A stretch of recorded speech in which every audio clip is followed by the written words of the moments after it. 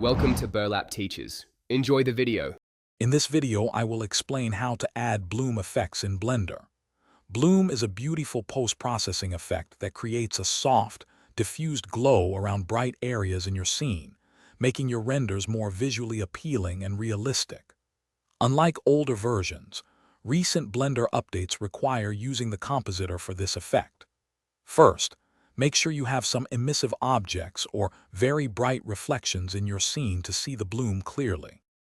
Next, let's set up the compositor. Go to the compositing workspace at the top of your Blender interface. Check the Use Nodes box to activate the node tree. You'll see render layers connected to composite. Press Shift-A, search for glare, and place this node directly between your render layers and composite nodes. In the glare node settings, change the type from streaks to bloom or fog glow to achieve the desired glowing effect. Now, let's fine-tune the bloom to your liking. The threshold setting determines the minimum brightness a pixel needs to start glowing. A lower value means more areas will bloom.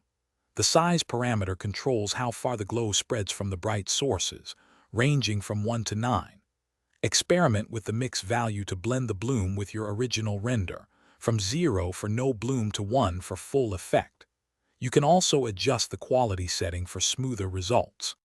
To see your bloom effect in real time without constant rendering, enable viewport compositing.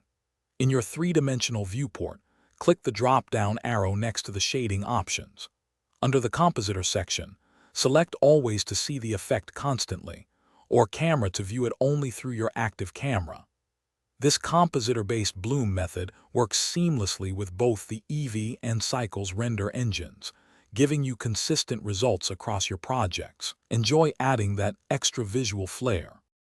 Thanks for watching. Consider subscribing if this video helped you.